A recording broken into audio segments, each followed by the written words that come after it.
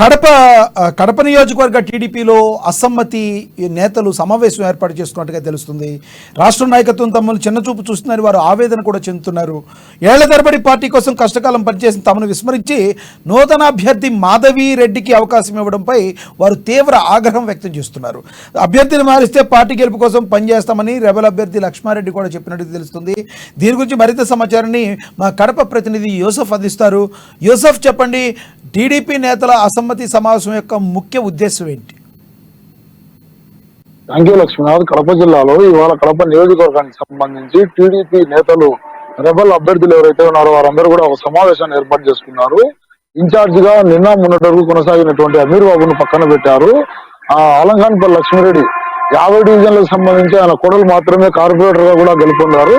తమకు సీటు ఇస్తారని చెప్పేసి లోకేష్ కూడా మాటిచ్చారని చెప్పి వాళ్ళు ప్రచారాన్ని కూడా కొనసాగించారు. అయితే ఈ నేపథ్యంలో టీడీపీ పొలిట్ బ్యూరో సభ్యుడు శ్రీనివాసరెడ్డి సతీమణి మాధవిరెడ్డికి టీడీపీ అధినేత ఆమె పేరు ప్రకటించడంతో వీరందరూ కూడా అలకప్పున్నారు. ఇప్పుడు తమకు సీటు ఇవ్వలేదు, తాము ఎవరినైతే ప్రతిపాది వాళ్ళకి మాత్రమే సీటును కేటాయించాలి, అటువంటిప్పుడు మేము టీడీపీలో పనిచేయగలుగుతాం, దేని పక్షంలో పూర్తిగా తాము వ్యతిరేకంగా పనిచేస్తామని చెప్పేసి ఇవాళ ఓ సమావేశాన్ని ఏర్పాటు చేశారు.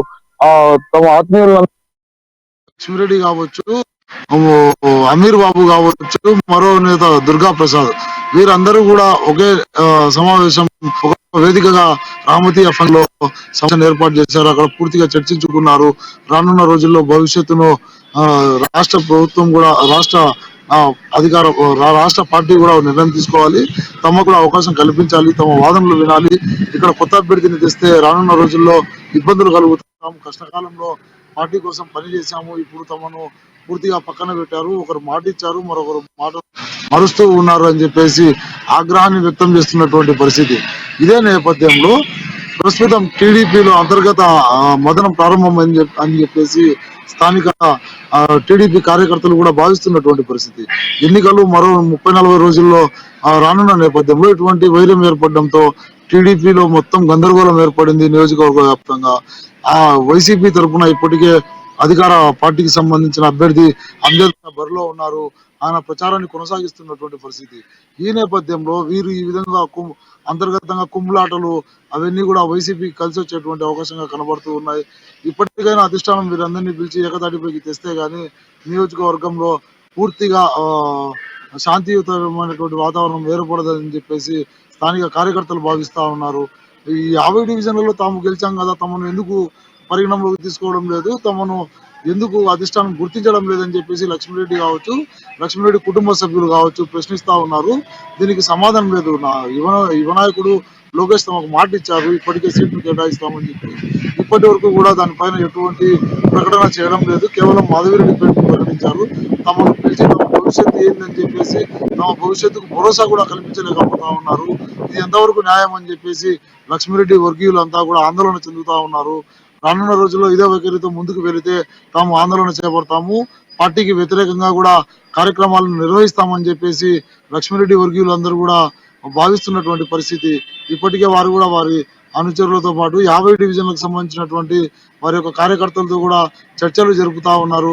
రానున్న రోజుల్లో తమకు కానీ తమ సూచించిన వ్యక్తికి కానీ సీటులు కేటాయించని పక్షంలో తామందరం కూడా వ్యతిరేకంగా చేద్దాము, లేని పక్షంలో కాంగ్రెస్ పార్టీ నుండి బరిలో దిగుదామని చెప్పేసి అంతర్మదనంగా కూడా వాళ్ళు ఓ చర్చను అయితే కొనసాగిస్తా ఉన్నారు. లక్ష్మీనాథ్, యూసఫ్, చెప్పండి, ఏ పార్టీ అయినా ఇలాంటి సమయంలో అసంతృప్తి అనేది ఉండటం కామన్గా కనబడుతుంది.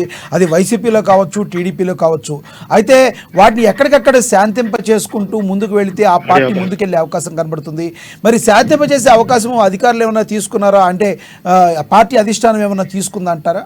టీడీపీ పార్టీ అధిష్టానం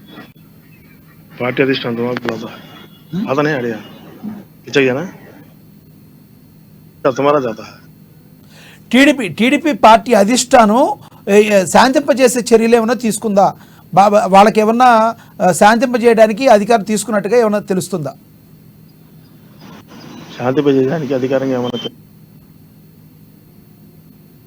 అటువంటి చర్యలు అయితే ఏవి కూడా చేపట్టలేదని చెప్పి మనం భావించవచ్చు. రానున్న రోజుల్లో కూడా పార్టీ అధిష్టానం కావచ్చు, సంబంధించిన టీడీపీ నాయకులు కూడా, తృతీయ శ్రేణి నాయకులు కూడా అందరూ కూడా కలిసి దీన్ని ఒక పరిష్కార మార్గం చూపితే గానీ రానున్న రోజుల్లో దీనికి పరిష్కారం దొరికేటువంటి అవకాశం కల్పించడం లేదు Laxminath. Okay, thank you Yusuf.